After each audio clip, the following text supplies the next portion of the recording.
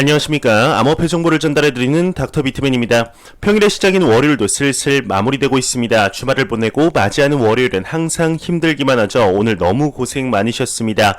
최근 암호화폐 시장의 극심한 변동성으로 많은 분들의 투자 심리가 소폭 위축이 된 듯 보이는 것 같습니다. 하지만 이러한 변동은 항상 말씀드리지만 가격이 변화하는 것이지 암호화폐 시장의 가치가 변할 만한 소식들은 나온 것이 아니기에 너무 힘들어하지 않으셨으면 좋겠습니다. 오히려 중장기적인 펀더멘털이 더욱 굳건해질 만한 소식들이 많이 나오고 있는데요.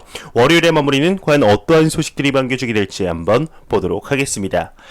현재 암호화폐 시장이 전반적으로 소폭 회복하는 모습을 보이고 있지만 며칠 전 엄청난 폭락세에 패닉세를 면치 못한 투자자분들이 많은 것 같습니다. 전체적인 상황이 안 좋은 상황처럼 보이지만 지금의 변동성은 몇 년 뒤 볼 때 아주 조그맣게 보일 차트 중 일부일 것이라고 생각을 하는데요. 이러한 하락 상황에 많은 애널리스트들 또한 의견을 더하고 있습니다. 한 애널리스트의 경우는 이번 하락세는 2013년과 17년 중간 하락과 유사하다 이야기를 했다고 하는데 어떤 내용인지 한번 같이 보도록 하겠습니다.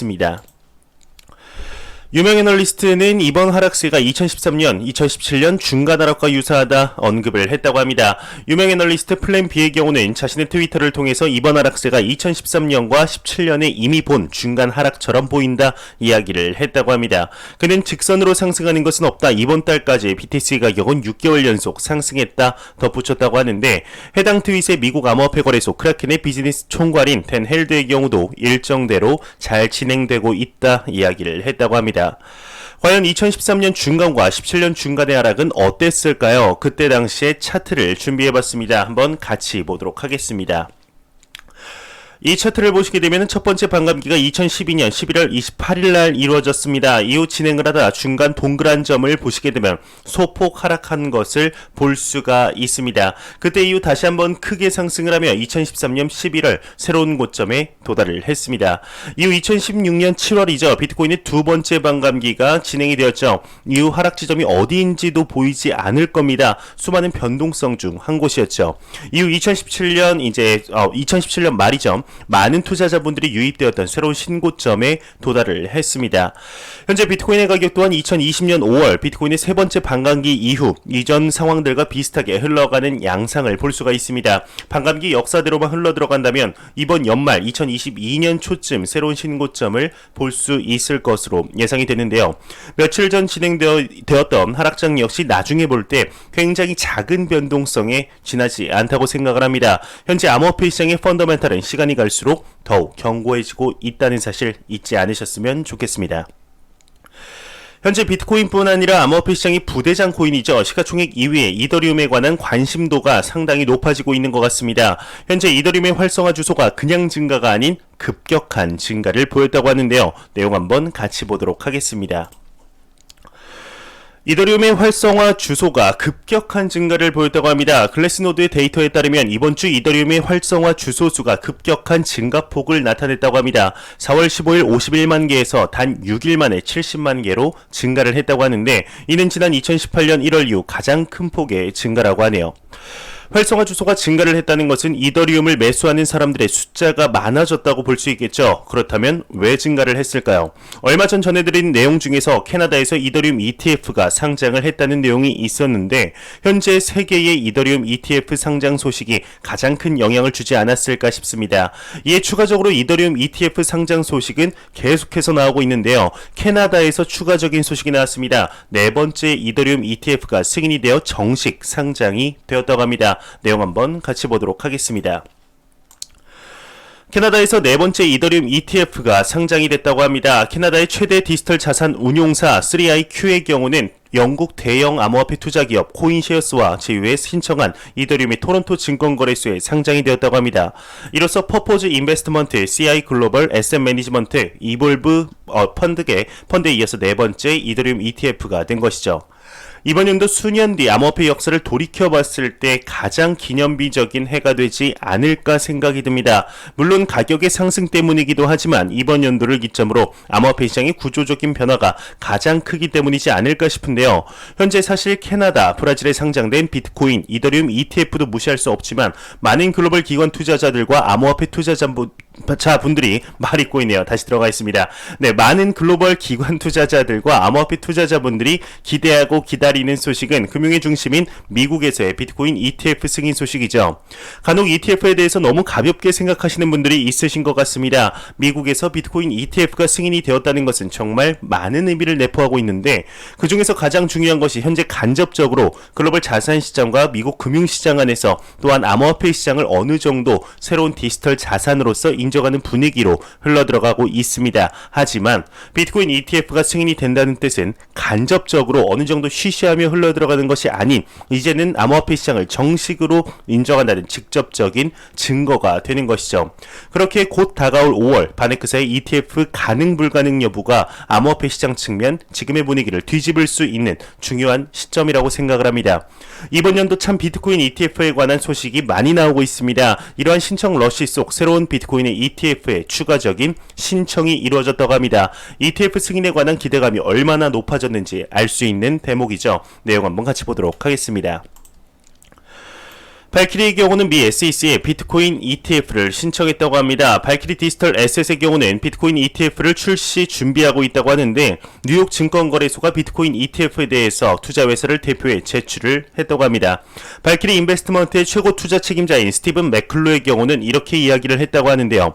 이것은 내가 5년 동안 하고 싶었던 것이다. 최근에야 SEC가 비트코인 ETF를 승인할 것이라고 믿게 되었다. 그래서 지난 8월부터 본격적으로 연구를 시작했다. 이야기를 했다고 합니다. 현재 시장 전반적으로 비트코인 ETF를 승인할 것이라는 기대를 하는 데는 몇 가지가 있죠. 비트코인의 가격 상승뿐 아니라 비트코인에 대한 글로벌적인 인식의 변화가 있을 것입니다. 이제는 암호화폐 시장이 새로운 디지털 자산이다라는 인식이 글로벌 규제기관들과 기관 투자자들, 고액자산가들 사이에서 어느 정도 퍼진 상태일 뿐 아니라 암호화폐 시장이 가장 큰 암호화폐 시장에 대한 큰 프레임워크 또한 가파르게 의논이 되고 있는 중으로 파악이 되고 있습니다. 또한 비트코인 ETF의 신청은 자산 운용사들만이 신청을 했었지만 판이 달라지는 계기가 있었죠. 바로 전통금융의 강자 은행에서 비트코인 ETF를 신청한 것인데요. 그냥 은행이 아닙니다. 미국에서 가장 오래된 은행이며 그 운용 자금만 무려 40조 달러, 40조 원이 아닙니다. 40조 달러면 하나로 4경 원에 달하는 금액을 운용하는 것으로 알려져 있습니다. 정말 감도 안 올 만한 숫자인데, 이러한 은행의 ETF 신청 소식에 이제는 판이 달라졌다라는 견해가 지배적이죠. 여기서 승인될 만한 이유가 끝나도 이상하지는 않겠지만 추가적으로 더 있습니다. 바로 SEC의 수장의 교체입니다. 예전 제이 클레이튼의 경우는 암호화폐 시장에 대해서 상당히 무지했다 볼 수 있겠지만, 얼마 전 공식 선서를 통해 SEC 수장이 된 게리 겐슬러의 경우는 암호화폐와 블록체인에 관하여 상당한 지식을 보유할 뿐 아니라 이 시장이 혁신의 촉매제가 될 것이라 지난 3월 1일 청문회에서 공식적으로 언급한 바 있습니다. 이런 것은 말뿐이 아니라 취임하자마자 이제 보여주었었는데요. 암호화폐 시장에 대한 규제와 더불어 비트코인 ETF에 대해서 검토를 시작을 했죠. 상당히 긍정적인 방향으로 검토를 하고 있다고 하는데요. 게리 겐슬러의 경우는 수년 전부터 이미 비트코인 ETF를 찬성을 했다는 것을 감안하면 암호화폐 시장 측면 긍정적이다 볼 수 있을 것입니다. 현재 5월 중순쯤 최초의 공식 검토에 들어간 바네크사의 비트코인 ETF의 신청의 가능 불가능 여부가 결정이 됩니다. 만약 승인이 될 시 비트코인의 가치를 10만 달러로 올릴 수 있는 상승 동력일 뿐 아니라, 이에 따라 암호화폐 시장에 많은 변화가 있을 것으로 예상이 되는데, 현재 공식 검토의 경우는 앞서 말씀드린 바네크사와 위즈덤트리 ETF 두 가지가 검토에 들어갔습니다. 추가적으로 소식이 한 가지 더 나왔습니다. ETF에 관한 소식이 끊임없이 나오고 있는 것 같은데요. 이제는 3개로 늘어났다고 합니다. 또 하나의 비트코인 ETF가 공식 검토를 진행한다는 것인데, 내용 한번 같이 보도록 하겠습니다. 미 SEC는 크립토인 비트코인 ETF의 공식 검토를 시작을 했다고 합니다. 미 증권거래위원회 SEC의 경우는 크립토인 비트코인 ETF 평가를 시작할 것이라고 하는데요. 크립토인은 앞서서 2019년 비트코인 ETF를 승인을 받으려다 실패를 했다고 합니다. 현재 약 한 달 뒤 이뤄질 바네크사의 ETF 가능 불가능 여부가 상당히 중요할 것으로 보이는데요. 현재의 기조로 본다면 자연스럽게 승인이 이루어질 것 같은데, 승인이 이루어지게 된다면 증권거래소에서 비트코인을 구매할 수 있게 되죠. 증권거래소에서 비트코인을 구매할 수 있다는 이 하나가 암호화폐 시장에 엄청난 촉매제가 될 것으로 저는 개인적으로 확신을 합니다.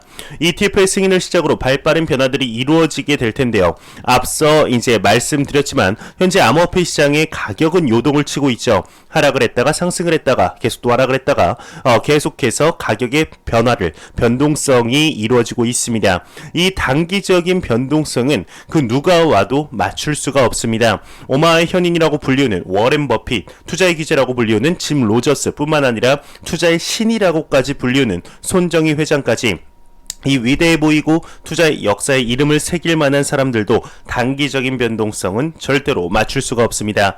이 투자자들은 시장을 이기려고 하지 않았죠. 시장과 함께 걸어가려 노력한 투자자들입니다. 절대로 시장을 이기려고 하지 않으셨으면 좋겠습니다. 시장을 이기려는 순간 투자가 아닌 투기를 시작하게 된다고 생각을 합니다. 앞서 말씀드린 위대한 투자자들 또한 이를 알고 장기적인 펀더멘탈이 좋아 보이는 곳에 투자를 내 큰 부를 얻었죠. 이 위대해 보이는 사람들 뿐만 아니라 누구나 처음은 존재합니다. 남들이 보기에 보잘것없는 자본으로 시작을 하였지만 자본주의 시스템을 정확히 이해한 사람들이 부를 얻게 되었죠. 여러분들도 충분히 가능하고 저 또한 충분히 가능하다고 생각을 합니다. 절대로 지금의 변동성에 동요하지 마시고 장기적인 안목으로 천천히 시간을 두며 투자하셨으면 좋겠습니다. 매일같이 나오는 리플 XRP에 관한 소식이 오늘도 또한 나왔습니다. 현재 리플사의 경우는 SEC와의 소송이 한창 진행 중이죠. 현재 각자의 주장을 계속해서 내보내고 있는 가운데 SEC 측에서 문건을 제출했다고 합니다. 리플사의 주요 변론 중 하나였던 SEC 측이 법 위반 가능성을 미리 공지했어야 한다라는 주장에 대해서 반박을 하고 있다고 하는데요. 반박이 거듭되는 이 진흙탕 싸움, 과연 언제쯤 마무리가 될까요? 한번 내용 같이 보도록 하겠습니다. SEC는 리플 공정한 공지 부재 변론 전면 반박 문서 제출을 했다고 합니다. 미 증권거래위원회 SEC 측의 경우는 리플사가 주요 변론으로 제기하고 있는 공정한 공지 부재 주장에 대해 전면 반박하는 내용이 담긴 문건을 제출했다고 합니다. SEC 측의 경우는 이러한 리플사의 주장에 대해서 어떠한 법적 근거가 없으며 변론으로 불충분하다 지적을 했다고 하는데요. 이에 대해서 SEC 측은 소송이 제기되기 전에 하지 않은 것에 대해 초점을 맞춘 이 방어 논리는 불충분하며 받아들여져서는 안 된다. SEC가 증권법을 집행하기 전에 규정 또는 지침을 발행해야 한다는 리플의 논리는 어떤 법률에서도 근거를 찾을 수 없다 강조를 했다고 합니다. 이 밑의 내용은 그리 중요하지 않아서 넘어가도록 하겠습니다. 현재 SEC와 리플사의 소송이 진행이 되면서 당초 금방 끝날 것으로 예상이 되었지만 시간이 지남에 따라 당분간 마무리는 힘들지 않을까 하는 기조들이 돌고 있습니다. 참 안타까운 상황이죠. 현재 SEC의 수장이 암호화폐 시장의 친화적인 갠슬러로 바뀌면서 리플사의 CEO 빵영이 갠슬러와의 대화를 요구하고 있는 중입니다. 갠슬러의 임명이 리플사의 소송에 영향을 끼치지 않을 것이라고 이야기를 하는 애널리스트들 또한 존재하지만 그래도 긍정적인 영향을 미치지 않겠냐는 투자자들이 많은 것이 사실인데요. 개인적으로 항상 말씀드리지만 시간의 문제이지 리플사 쪽으로 긍정적인 방향으로 합의가 될 것으로 생각을 하고 있습니다. 현재 많은 호재들에 비해서 지금의 가격은 비정상적으로 눌려있다고 판단을 하게 되는데 과연 앞으로 소송의 방향이 어떻게 진행이 되게 될지 한번 같이 보도록 하겠습니다. 네, 안 보고 가면 섭섭하겠죠. 마지막 크립토 공포 탐욕 지수입니다. 이 공포 탐욕 지수가 전날보다 18포인트 하락한 37포인트를 기록을 했다고 합니다. 투자 심리가 계속해서 악화되고 있는 상황이죠. 이 지수는 0이면 공포, 100이면 낙관을 나타내게 됩니다. 현재 지금 가격에 엄청난 변동폭에 많은 투자자분들이 힘들어 하시는 걸로 알고 있습니다. 항상 말씀드리지만 절대로 지금의 가격의 변동성에 흔들리지 마시길 바랍니다. 가격이 하락해도 가치는 계속해서 올라가고 있습니다. 가격을 보지 않고 장기적인 펀더멘탈 내재 가치에 집중을 하여서 장기적으로 정말 여유 자금으로 그리고 분산 투자로 오랫동안 투자를 하시는 여러분들이 되셨으면 좋겠습니다. 네, 제가 준비한 소식은 여기까지입니다. 영상이 도움이 되셨다면 구독과 좋아요 그리고 광고 한 편만 처음부터 끝까지 시청해 주시기 바랍니다. 이 채널은 오직 광고 수익으로 운영이 되게 됩니다. 항상 영상 시청해 주시는 시청자분들, 구독자분들 너무나 감사합니다. 저는 다음 영상으로 찾아뵙도록 하겠습니다. 지금까지 닥터 비트맨이었습니다. 감사합니다.